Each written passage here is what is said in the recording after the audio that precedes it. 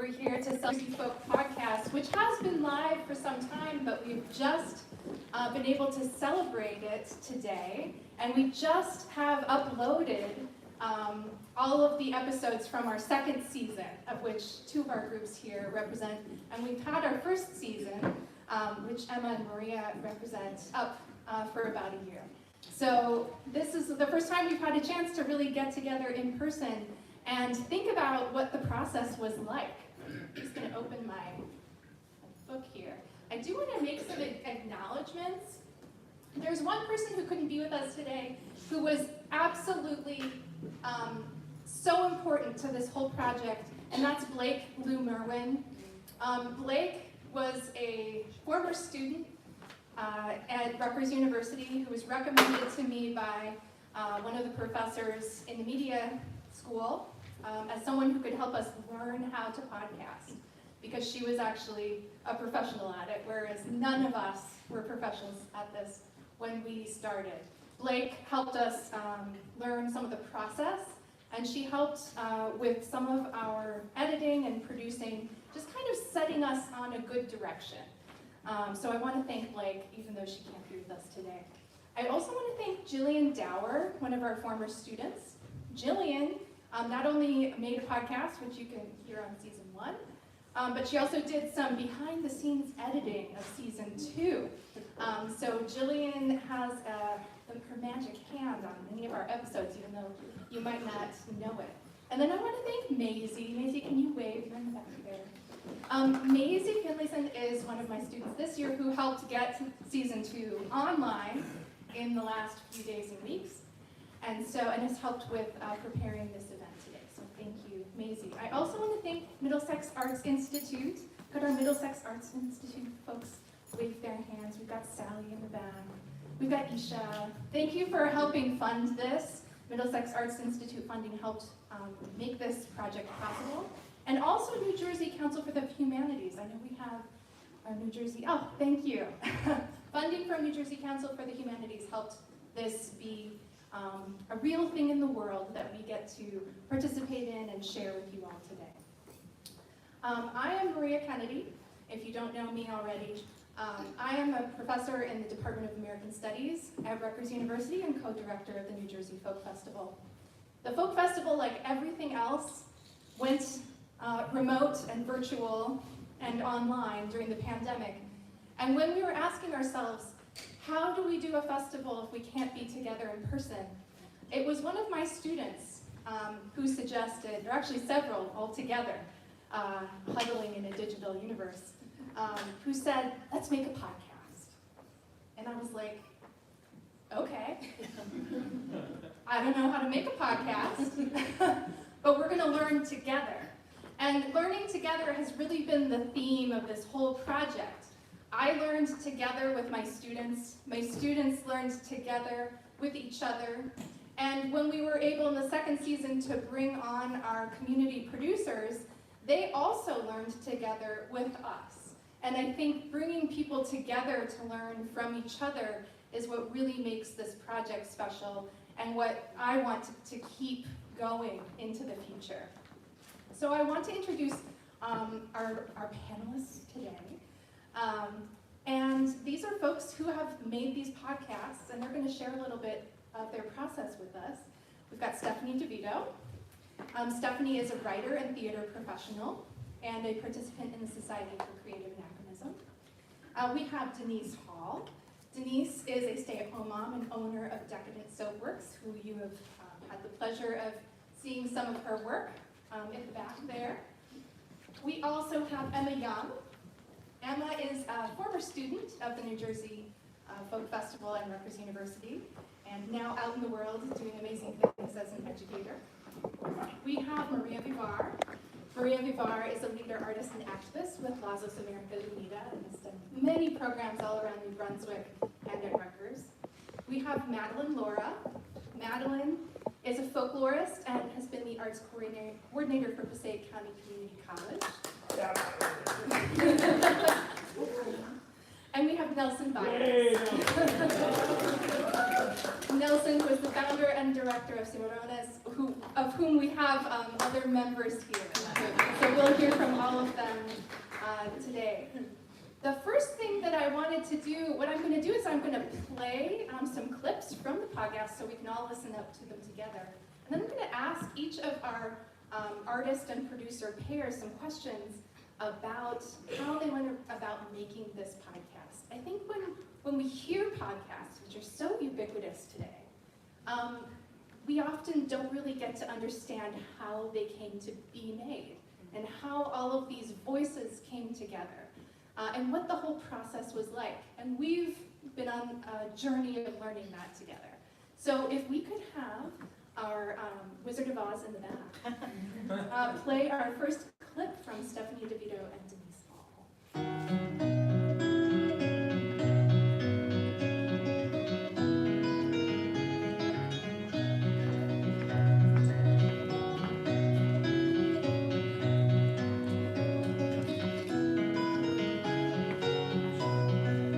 Welcome to the New Jersey Folk Podcast, featuring stories and conversations about folk arts, traditional culture, and heritage in the state of New Jersey and beyond.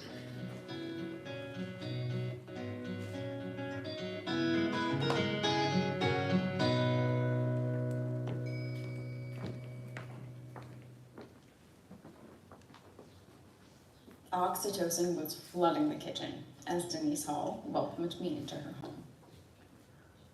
Denise is the master soap maker behind Decadent Soapworks, but she is also a close friend. So with today's Top 40 underscoring our hug, I felt all the feelings oxytocin is responsible for: love, kinship, and connection. Before sitting down with Denise Hall for this episode of the New Jersey Folk Festival podcast, I never considered the possibility that our conversation about soap would focus more on these feelings than anything else we could have talked about. I thought our interview would get more into the nitty-gritty of soap making. We would talk about how dangerous it is to work with lye, the surprising amounts of chemistry involved in her craft, and how Denise comes up with her crowd-pleasing scents.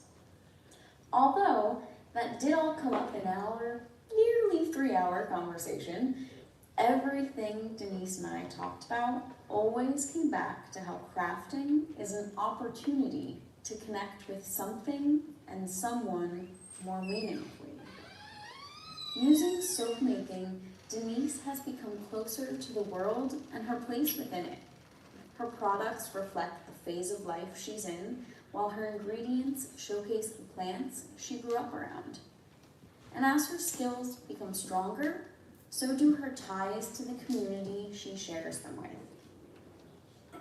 If you're thinking that is too lofty a goal for soap to achieve, then take a listen to Denise's story. She can teach us what soap making taught her. That it's the small things in your day-to-day, the fine details and thoughtful actions that make up the best parts of our lives.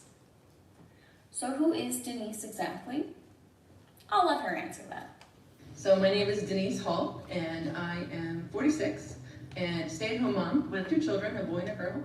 And I am a crafter always, just always be crafting, always find a way to do something creative, and just trying to survive. And Denise isn't kidding. She is always crafting. Before our interview, she took me around her new home in Lawrenceville. And let's just say that her office is a sight to behold. So that's my personal chaos. Oh my.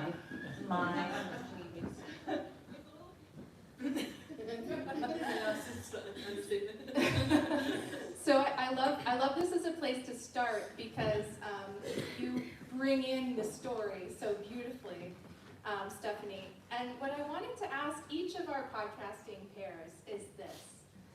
Podcasting is a storytelling medium in sound.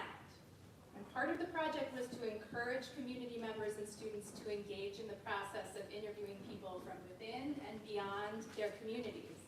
So I'm wondering, what did you learn from each other in the process of doing the interview that you didn't expect? even though you're friends and you've known each other for a long time? Well, I will start, if you don't mind. So one thing I found really interesting and kind of where the direction of the podcast went was I always knew Denise made soaps, like that's what she was known for in the group. But the more we talked about it, the longer and more meandering a journey artists take before they really land on their craft. So she talked about how she did photography and oil paintings, and there was paper craft that went into the label making.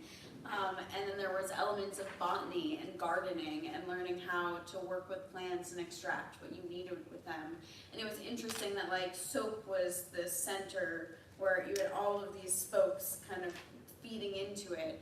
And that in a very practical artist sense made sense, but it also was creatively that way. Like it was her entire life, it was her family, it was making sure she could, you know, provide, engaging with her friends, engaging with the world. So I think that I went in thinking I understood what soap meant to Denise as just like a practical craft, but it ended up learning so much more about her biography and like what is important to her as a person. Yeah, the road to get there. Denise, what was important to you about actually being able to tell your story to someone in this way? Well, I hadn't really thought of it as a story. Like I just was kind of surviving as I, just day to day. I mean, as a stay-at-home mom, I was, kind of drowning in the daily chores, so to speak. But what I thought was really interesting was that when Stephanie approached me and she says, "I want to ask you about this kind of stuff." It was like focused on being a woman and having my own business sort of thing. And I was like, this isn't a business, this is just craft, it was just something fun to do, something that, like, an expression of myself. And I learned that she was very flexible because she came with all these prepared questions, and I was like, nope, I'm not going to answer any of those questions. We're going to talk about this instead. And I thought it was really great to kind of self-realize that it has been a journey, and every aspect of my life from my childhood on, and everything that I always wanted to do, has kind of flourished in this way. How I kind of, I dip off and do a little something else, and then I come back and I do, just always crafting, always thinking of some other way to be creative. I love that, always be crafty. Yeah, ABC, always be crafted.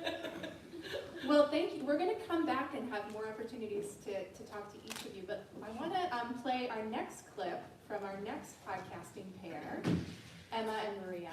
So, Wizard of Oz, if you could play. Which are placed all over the altar. These marigolds grow much more easily in Mexico than in the climate of New Jersey, and were too expensive to buy in New Brunswick. So Lazos America Unida started a marigold program in 2003 to grow their own community flowers. After a lot of hard work and steady steps towards success, in 2006 they perfected how to grow marigolds in New Jersey. But right before harvesting, their marigold program was dealt a terrible blow. Finally, in 2005, we find out the right marigolds throughout the timing and everything. In 2006, it came out and storm, a winter storm that killed our flowers. We never thought that the polarity was gonna eat us. This winter storm killed the majority of the marigold crop and a year's worth of work. This setback was devastating for Maria and the other Oaxacan organizers who had worked so hard to provide their community with marigolds for their altars. And the 26th, we was gonna start protecting the flowers. But in the 25th, in the night, comes this cold moment, like, and the next day we went to see the flowers. It was covered with ice. The only ones who were safe was the ones inside of the real grid that we got. We only got 2 at that time. So we lost like 2 times of those greenhouses. A lot of flowers, a lot of work in there.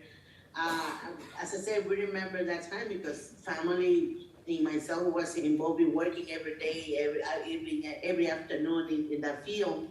And just go back and see those flowers dead. Really, we was crying whatever we can save. And crying and feel bad because we lost our flowers. So that year, we don't really have a good flower. And we have a second clip from that one to play as well. These days, the dead craft traditions is to keep the same family connections in New Brunswick that she grew up with in Oaxaca. Remembering and honoring her family is what sparked her dedication to Day of the Dead traditions as a young woman, and what inspires her to keep these traditions alive now. That way, I keep this tradition with my family. For me, that's my way to express myself, to pass the knowledge that I have from my elders, from my ancestors, from my family who passed away, that I keep teaching to the community, to everybody who wants to know about it. On behalf of the New Jersey Folk Festival and myself, student intern Emma Young, many thanks to Maria Vivar for sharing her stories and knowledge so that this podcast could be made possible.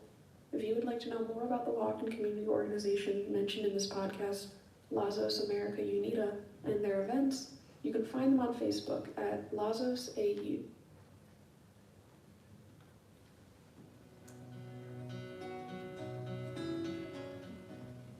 Thank you.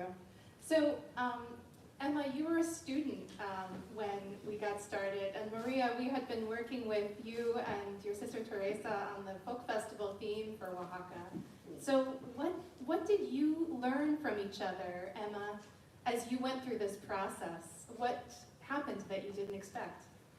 I can speak on, I can speak on what I learned from Maria more about that, but I feel like there's just so much. I feel like when you interview somebody, you learn the whole of them, really entirely.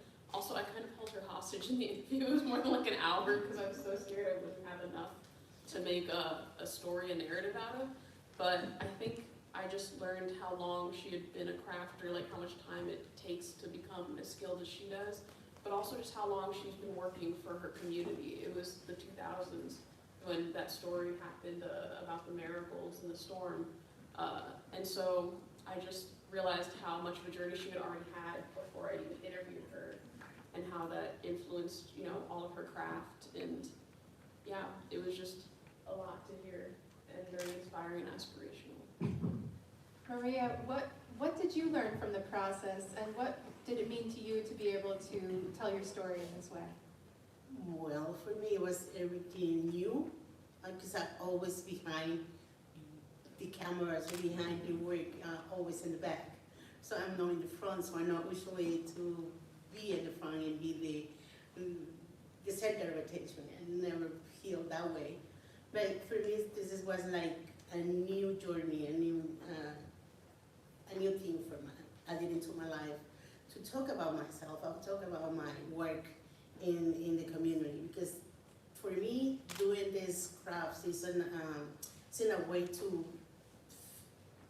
let it go, everything that you get in doing your own work, and all the stress that you get in being an activist in the community, trying to do the right things and get resources for my community, to teach them about my culture, to keep all my traditions and learn, and that people understand it and learn from it.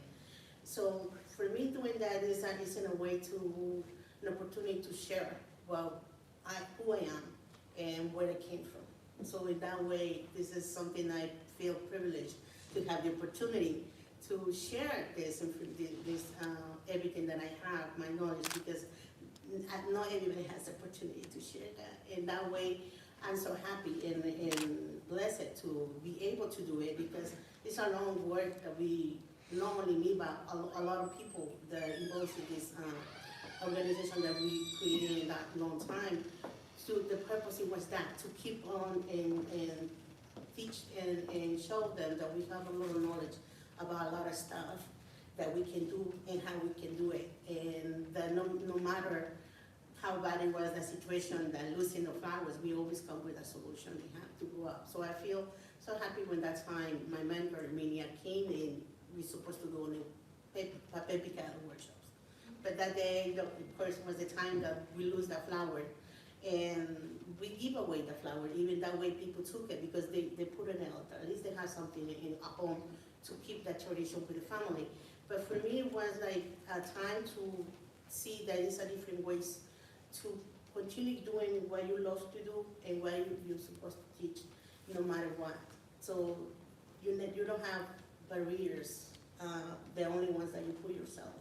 And for me, having doing this is very new. As I say, I don't know if I'm doing it right. I don't know if it is correct what I'm saying, but this is new for me, and I'm so happy to be part of it. So yeah, I learned a lot. Well, thank you. I think, Maria, I had so much confidence in being able to send one of my students, Emma, to do an interview with you because I know how many events and projects you've done with students before through CLAC, the Center for Latino Arts and Culture on campus, and in your own community, you're always working with young people, so I knew you would be a natural. But I'm glad that we could do this together. Let's play our next podcast. So it's really important for groups like ours to be able to reach those students, and if you do assemblies and things like that in different schools, it's important for us to carry that message with us, because again, they're learning history in a unorthodox way, because they really think they're there just for the entertainment and the music. And I always tell my audiences, look, we're not here to entertain you, we're here to build community. And there's a difference, you know, we're not here just to play so you can listen to music, we're here to build community with you, to have that connection, and to have an exchange. And the exchange is the music that we give you, and you come up and dance with us, that energy, but also the exchange of information that we're giving you. And hopefully you'll even if it's just a little bit of that information, even if it's just 10-15% of that information, at least you're going to learn something new today that you know you can carry forth and maybe pass that on to others.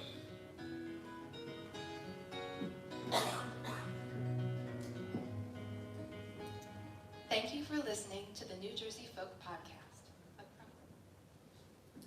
Okay, so our last podcast pair, I'm delighted that this brought you together in some really new and exciting ways. Madeline, what did you learn through the process as you did this interview with Nelson? Well, I learned a ton about Nelson because I met him in October of 2021 through work that I was doing here in Middlesex with the folk department at Middlesex Arts Institute. So I saw him, working in schools with kids, and the first time I met him, here's this pretty unassuming looking guy, like you don't know what to expect, and then 5 minutes into his program, the entire room is glued, to him. They're engaged. I got to see what happens over a residency, how kids really change and take shape and how it impacts them. So that was really what sparked me to pick him, to interview him. And I was like, who is this guy? Where did he come from? What is bomba? What is this culture and genre? And in the interview is where I got to understand how he got involved with it, his upbringing, how his mentors opened the door for him and accepted him into the community. And that allowed Nelson to then become a mentor himself. He went on to take on so many students that joined his group, students that he's worked with in programs and schools who have subsequently gone on to become advocates. So that kept coming up in our interview, and really I just learned the power of community and what happens when you share, when you find something that you're passionate about, pursue it, and rather than gatekeep, you share it, and it becomes a tool to connect with people in ways that you never imagined. Nelson, you've been doing public programs for a long time, but what was it like for you to do this interview and to work with Madeline? Well, this interview was different because it started out as an interview, then it turned into something else. It morphed. And I was used to interviews, but not used to this process because it didn't evolve organically. It was in the way she posed the questions, her interest kind of guided me along. And the more she spoke, the more I realized that she really wanted to learn. That she wasn't just trying to check some boxes off and provide a certain amount of information, generic information, that she really was interested in what was going on. And when I first got involved in bomba, I was told, well, this is a way of life. I didn't get it. I didn't understand. I said, no, I want to drum. They said, no, this is a way of life. If you get into bomba, This is a way of life. And then eventually I figured out what that was. And it is a way of life because it's a tradition, and it's something that we're able to carry on. When we talk about bomba, we talk about the spirit of the drum. We talk about the drum is made of wood. The wood is made from a tree. The tree is not dead, the tree is dormant. So the wood on the drum is not dead, but it's dormant. And we talk about the skin on top, which came from a goat. And that again, we don't believe that that's dead, it's dormant. So that when we play the drums, we awaken the spirit of the tree. We awaken the spirit of the goat. And in connection, it awakens the spirit of the drum. And by doing that, we connect with our ancestors. And we honor our ancestors by doing this. So for me, it's about passing it forward. And that's just my goal in life, is to continue to do this. And the important thing I found again in speaking with Madeline was that I realized that this was a totally different venue that was really not available to us before, because the only way you got it was if you came to one of our performances. Where now, this is out there for people who, I don't even know how far this is going to get, but you know, podcast, again, for me anyways, is something new. We didn't have podcasts when I was coming up. We didn't know what a podcast was. And, but then when you start to listen to podcasts and how interesting they are, and how readily available they are, and I can listen to them all the time, whether you're in the car, whatever's happening, we realize what a huge audience you have, and how cross-culturally you can deliver your message, which is the important thing. Because bomba is not just a Puerto Rican thing, okay? This we find, and I love when I go to, we do programs where there are very few Latinos.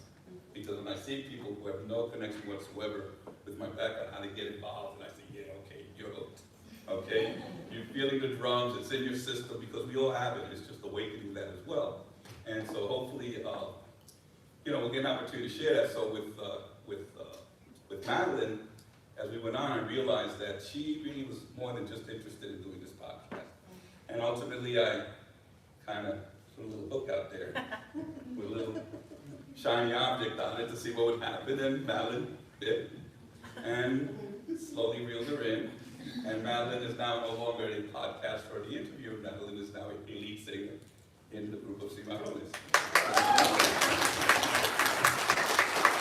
So that took a very short period of time for that organic transformation to take place. So that to me was, and I really got to learn a lot about Madeline, about family. Because bomba is really more family. You know, we're a family. When you come to us, it's all about family. And when you come to my house, we always have bomba. We play very, very little, if any, recorded music.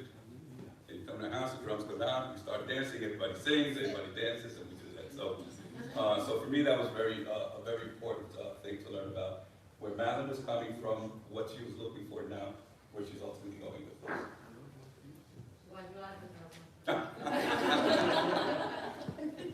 Oh yeah, we're definitely going to invite all of you to continue after this all over. Oh yeah, there will be dancing shortly. Oh yeah, so get checked out today. I wanted to ask though, I think what's really beautiful about this project and about what I hope will continue as we move into the future is the opportunity that each of you have had to connect with each other in doing more than just what a journalist does, which is going and finding a story, you know, as part of your profession. You really had the opportunity to like broaden your own lives and connections and learn from each other and even become part of a new musical community. And so I see this project as exactly that, an opportunity not just to make a media story, but to make community connections. But it's still a media story. And one of the big challenges that we faced was in figuring out how to make a media story that sounds legible in the world of podcasting. And I wanted to ask our podcasters, so after you went and did these beautiful, amazing interviews, then you had to come back to the virtual cutting room, the editing room, where you had to listen to these interviews, which were an hour or more in length, and you cut them down to, you know, between around 10 minutes each is the average length of these podcasts. I wanted to ask you, what did you learn about the art of storytelling in this process of taking this interview and then turning it into a story? I either you could talk about the storytelling itself, or the process of actually working with the audio, whichever speaks to you. Does anyone want to jump on the mic? Go for it, Stephanie. Yes. I listen to a lot of podcasts, so I definitely went into this thinking like I was Allie Ward and I was gonna make like an hour and 20-minute like podcast episode. So we had 3 hours of conversation. Part of that is because we know each other and it meandered. So conceptually, when I trying to find the story, I had to remind myself to like kill your darlings. And just because I liked a moment or when I was interviewing something struck with me, doesn't mean that it translates the same way when you try to put yourself in the position of someone who doesn't know Denise, wasn't there for that conversation. I had to ask myself like, okay, I love this explanation of how to extract dandelion for colorant, but does it move the story along in a meaningful way? Are people gonna really feel like it connects things, or do I just really like that? And as a technical element, I really wish I had 2 microphones, because Denise would say something and everyone has like response noises, so I'd be like, and I laugh very loudly too. So there were moments where I found it difficult to edit myself out of it because we were all on the same audio feed. So if you're ever making a podcast, several different mics are definitely gonna be your friend. Emma, did you have any thoughts on the whole process? Yes, definitely. I have a ton of thoughts about how difficult it like the interview was lovely, of course, but like once I had the raw interview, which was a wonderful experience, I was like, oh, I enjoyed myself too much. It's more than an hour. And I think I also really pushed it. I made it 14 minutes. I was like, how do I cut this? It's all so good. But I think what was really important for storytelling, at least, and thank goodness for Blake, because she really helped me with that, was just finding a way to take like all of Maria's life and experience and make it into like a narrative that somebody could follow in 14 minutes. And also, I guess, finding a catalyst for her creating her craft. So I sort of centered a lot of it on the storm that ruined the marigold crop, and then moved on from there. Yeah, so that was the storytelling aspect, and I had a lot of help from Blake and Dr. Kennedy about that. And then for technical things, I really wrestled a lot with adding any sound effects to certain parts. I tried to make it very deliberate, but I really decided when I was adding things that like I wanted to make sure it never overshadowed Maria's actual audio. Like it always was just uplifting whatever emotion or story she was telling. So that was really hard in the beginning, but it got easier the more that you pick and choose and are decisive about it. But it was a really good experience, especially for the audio editing. So that was very fulfilling. Madeline, did you have any thoughts you'd like to share? Yeah, a lot of thoughts. The process itself, it was tough because it was all a learning curve. You know, from doing the actual interview to recording, turning it into a script and so on. That was all new. Working with the audio, that was a big challenge.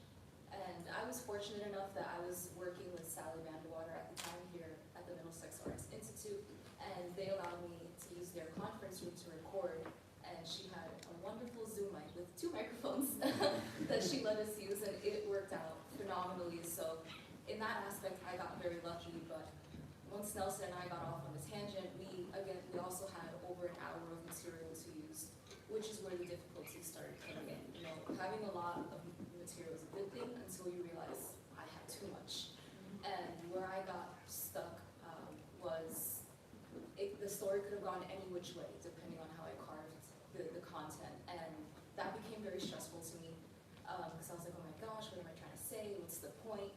And I consulted with my good friend, Susan Ballack, who's also my boss, but my good friend, and she gave me some really good advice and told me, you know, you're making it about you, and you need to let Nelson tell his story. So you're the vehicle through which she's doing that.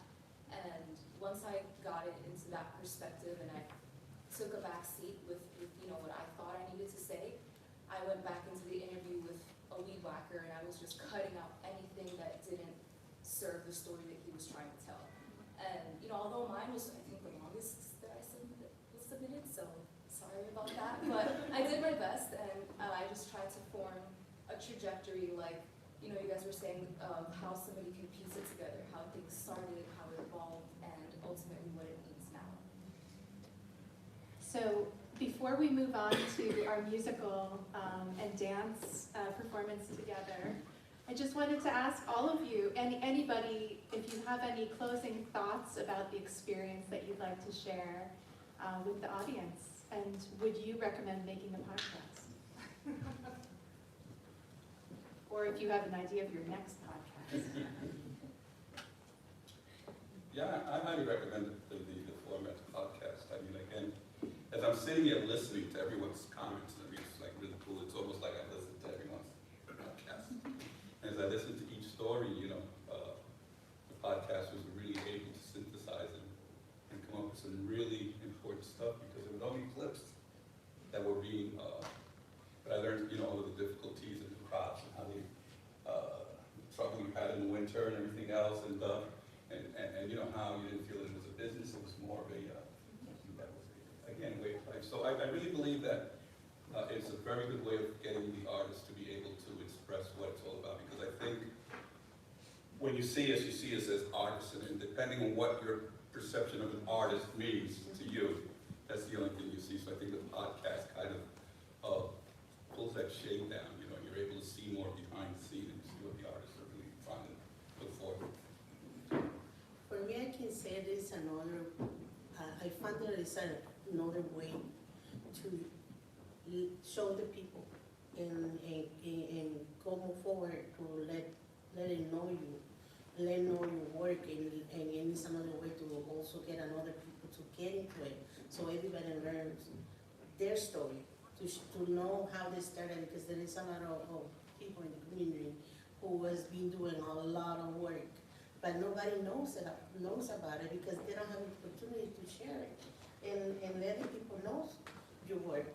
So for me, this is, as I say, I'm blessed and I'm happy to be part of it, and give me the opportunity to share and know more people, because even now I know them for more time. We share a bond of time in the moment. We really become part of it. Even that's not part of my community or my culture, but I like to know more about it, and let's do it together. My kids play it and dance it, and just to have the opportunity to do it is a blessing. So yeah, I found that it's a nice opportunity to all other people to show up and doing it, because it's exciting. Is you listen to yourself and you feel like, really? This is how we're doing it? And I never have a chance to hear myself talking and sharing what I love to do, because this is, I'm not doing it, it's like, with this pandemic, I found that like, it was for me like a depression time, because I love to interact with people and always doing something with the kids and showing and educate them themselves about traditions that they don't even know if the parents has it. So for me, that way is like, oh my God, I was so depressed, I have to say. But now coming back is keeping me alive and giving more motivation to continue doing it. And I'm so excited to be outside with people and being sure to see people that I don't see for a long time. So yeah, things. I'm so happy being here, and let's do it podcast.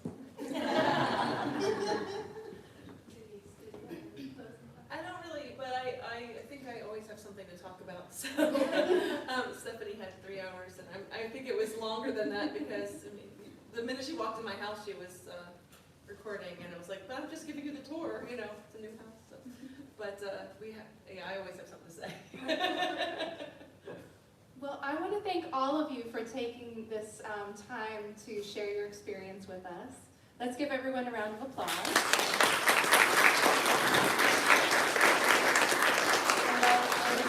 Let you all take your seats. Oh, I think we might be able to use this percussive instrument as we move into the dance performance. So Nelson and Madeline and Cimarrones, can you join us for some music and dance? And audience, it's going to be participatory, so get ready to be a part of the action.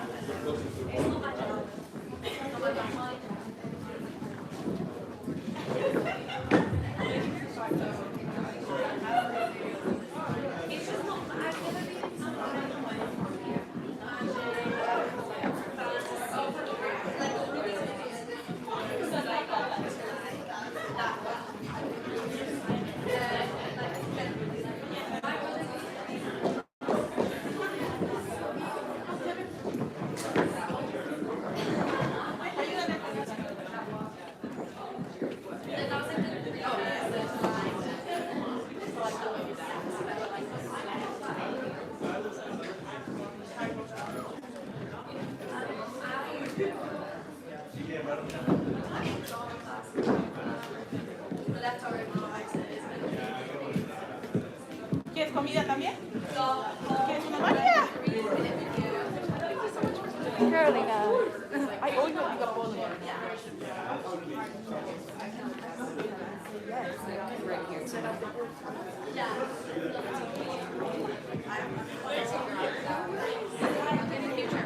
Also the future.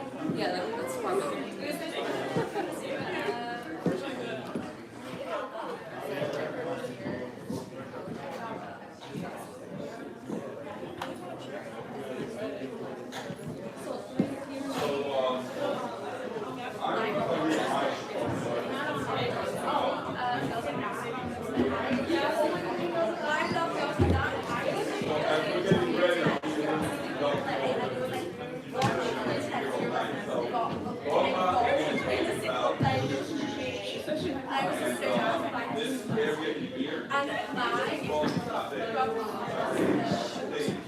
If you notice, we like to be on the same level because I prefer not to be on what appears to be a stage because it's more like a performance. So you're actually not part of the whole process. So the bomba is made up of percussion. And so we have the drums. We have the drums here, one called the juliador. The juliador plays the bottom rhythm. And there are hundreds of rhythms in bomba. And they play differently all throughout the orchestra. And so the dancer will come out, depending on what the rhythm is, and they will dance to that rhythm. And when the dancer now wants to start a conversation, but each dancer, whether it's he or she, will have a conversation. And that conversation is usually with this drum, the subidor. Subidor or primo. The subid means to raise, the subidor means to raise the energy. So if the dancer begins to dance, they have a conversation. The dancer communicates to the drummer by doing what we call piquetes. And piquetes are any part of the body movement. You can see we do a little demo that you may have. And it's arbitrary, whatever you feel like doing at the time. And then the drummer responds to you by doing what's called a technique. And the technique is different sounds that are made by the drummer to try to mimic what you're trying to do. And it's a conversation. So the first thing that we do is we have what's called a saludo. Saludo means greeting. So you come out, the first thing we do is a paseo. So paseo, you come out, you kind of stroll around, you're trying to get your thoughts together, what it is I want to do, or not. And then at some point, you start to dance, and when you're ready to have this conversation, you give the drummer a saludo, nod, anything else, letting this drummer know, hey, I want to have a conversation. And then as you start to dance, the drummer starts to try and mark your movements simultaneously. Not before you do them or after, so this drummer is constantly always trying to guess what it is that you're going to do next and try to mark. So we're going to start by doing a little demo. We're going to do one rhythm called Sika and give you a little demo of what that might look like with conversation between the dancer and the drummer. Okay?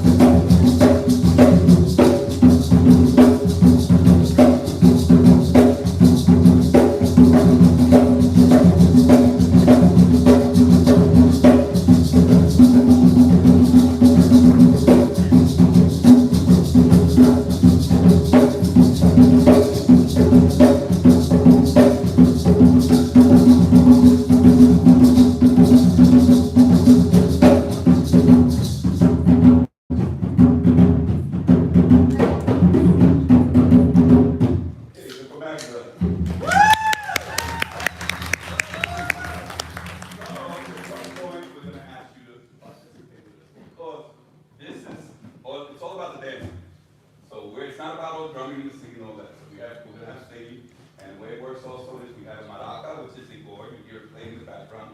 We have a lead singer and we have a chorus. So the lead singer sings, it's called call and response. And if you pick up on the chorus, you can sing as well. By the way, you don't have to speak Spanish to learn how to sing chorus. Because I've had 3 lead singers who didn't speak a word of Spanish, but they learned how to sing in Spanish. And they didn't know what they were singing, but they learned how to sing in Spanish. And I would write it out for them phonetically, and they learned it. People refused to believe that they were not bilingual. Okay? So we'll expect you to come out and dance with us. And if you don't come out, then we'll try and get you. And like I like to say, I have a premium AAA service, so we can get a tow truck here and we'll plug you right out of your seat. Okay, so the first rhythm we're going to do is called, the first dance we're going to do is called cometa. Cometa means comet, and the rhythm is called roulette, R-U-L-E. And this particular song talks about passing of an elder. Transition, so it talks about the person gets up in the morning, an elderly woman gets up in the morning, and then if you want to see her, you'll see the comet as the comet's passing, and you see the tail of the comet. So if you want to see her, if you want to remember this person, all you need to do is look up into the sky, and you see the comet, you see this person. It's a way of us always trying to remember our ancestors, okay? Finding a way to stay connected with them, even if they're physically not here. Okay? Se la llevó, el rabo del cometa se la llevó. Se la llevó, el rabo del cometa se la llevó. Si la quiere ver, levántate temprano y la verás. Una vieja en camisa se levantó, el rabo del cometa se la llevó. Se la llevó, el rabo del cometa se la llevó. Se la llevó, el rabo del cometa se la llevó. Se la llevó, el rabo del cometa se la llevó. Si la quiere ver, levántate temprano.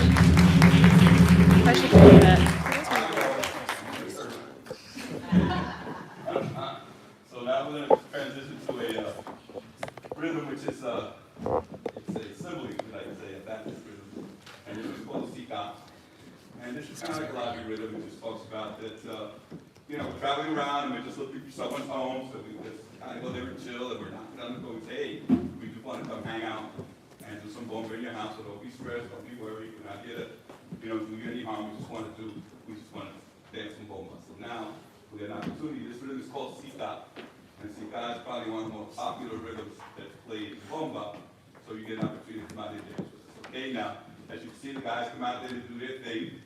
If you want to use a handkerchief, you don't have to. The women, you may or may not need, you'll see, the Mac used a kerchief, scarf,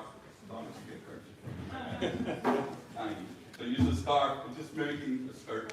But you don't necessarily have to do that, because in certain parts of the island, like on the West Coast, you might have West, the women don't mimic dancing with the skirt.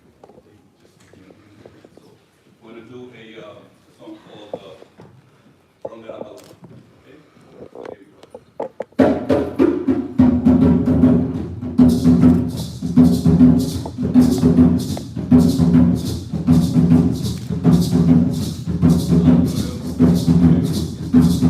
Señora de casa, no te asustes, andamos buscando la para bailar. Señora de casa, no te asustes, andamos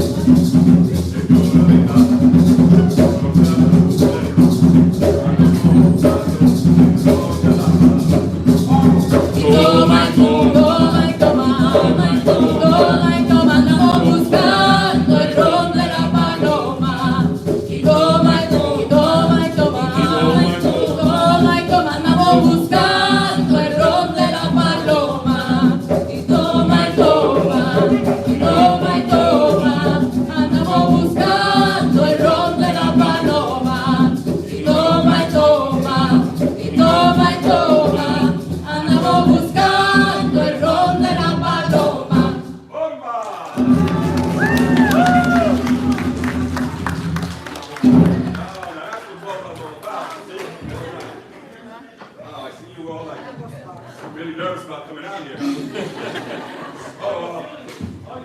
Yeah. So now we're going to go with, on this phone, watching the time. And we have, this next song is called a Seis Corrido. So seis basically means six. You'll hear people say six. But it really means the rhythm. When you say a seis, si cada seis, o en vez de seis. So seis corrido, corrido means running. So what happens is in Loíza, which is the blackest part of Puerto Rico, it's right on the coast. And the reason for that is because that's where the ships dropped off the slaves. And if you do have some other type of a workshop or something, we'll explain all that stuff.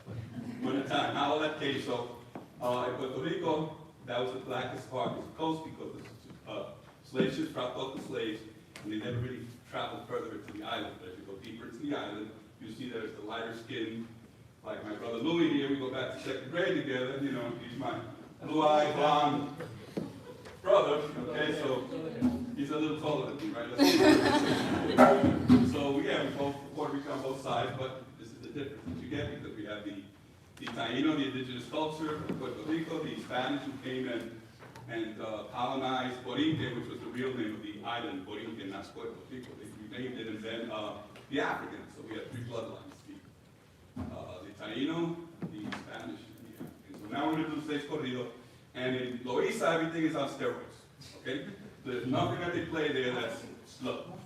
So this is basically a rhythm that's called Seis Corrido, and we're going to do Candela, which is a song that our podcast followed, which Madeline picked as the beauty song. Okay? We're going to start in roulette, and then we're going to transition into Seis Corrido.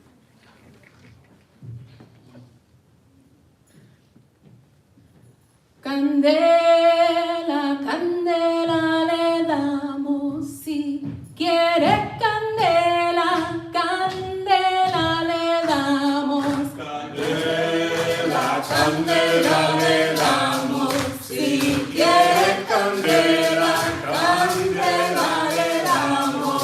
Si llega la guardia, candela le damos, candela, candela le damos. Candela, candela le damos, si quiere candela, candela le damos. Candela para arriba, candela para abajo, candela, candela le damos. Candela, candela le damos, si quiere candela, candela le damos. Si llega la guardia, candela le damos, candela, candela le damos. Candela le damos, si quiere candela, candela le damos. Candela para arriba, candela para abajo, candela, candela le damos. Candela, candela le damos, si quiere candela, candela le damos. Si llega la guardia, candela le damos, candela, candela le damos. Candela, candela le damos, si quiere candela, candela le damos. Candela para arriba, candela para abajo, candela, candela le damos. Candela, candela le damos, si quiere candela, candela le damos. Candela, candela le damos, si quiere candela, candela le damos. Candela, candela le damos, si quiere candela, candela le damos. Si llega la guardia, candela le damos, candela, candela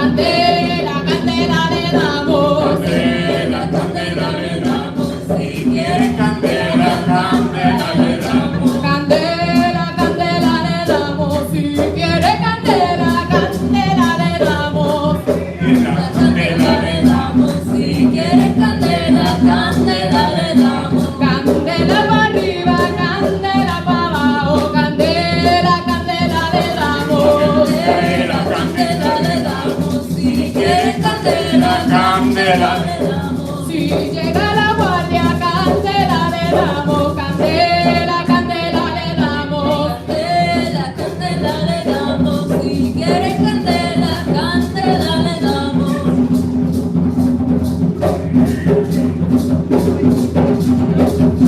Candela, candela le damos. Si quieres candela, candela le damos.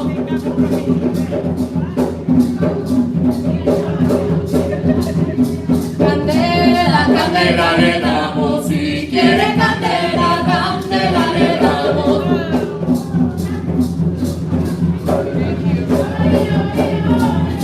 Candela, candela le damos. Si quieres candela, candela le damos.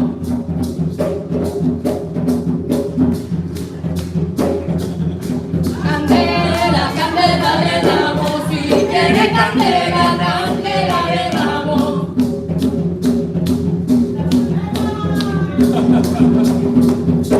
Candela, candela le damos. Si quieres candela, candela le damos. Si llega la guardia, candela le damos. Candela, candela le damos. Candela, candela le damos. Si quieres candela, candela le damos. Candela para arriba, candela para abajo. Candela, candela le damos. Candela, candela le damos. Si quieres candela, candela le damos. Si llega la guardia, candela le damos. Candela, candela le damos.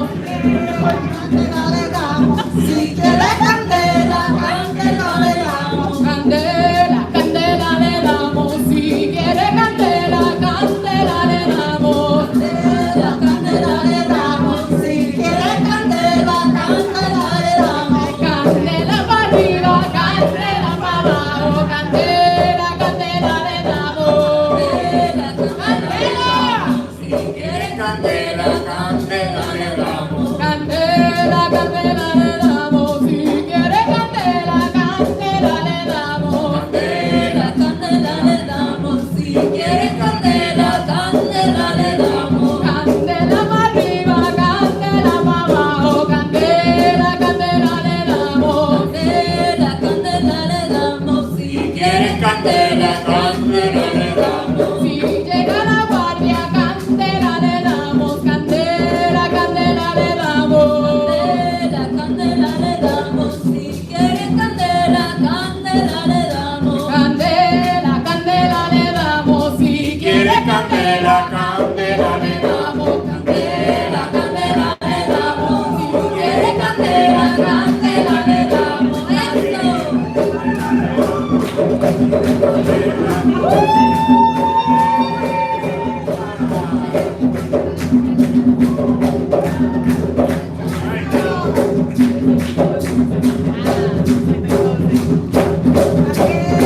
Candela le damos. Si quieres candela, candela le damos. Candela, candela le damos. Si quieres candela, candela le damos.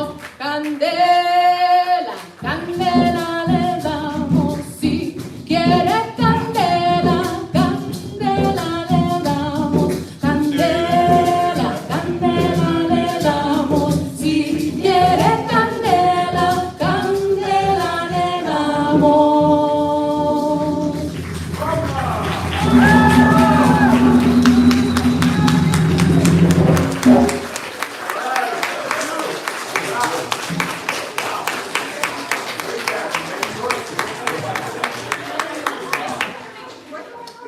Wow, that was great. Thank you so much, Nelson, Madeline, Cimarrones. And thank you, everyone. La ñapa means the last. No, I don't know. Everyone, I want to thank all of our participants today, our people who are podcasters, our artists, our musicians. I want to thank our students who all got out on the dance floor. I want to thank everyone for coming. Thank you again to Middlesex Arts Institute. Thank you to the New Jersey Council for the Humanities. And thank you all for coming. Please feel free to stop by and say hello to Maria and Denise. Make a flower, take some soap home. One last round of applause, everybody.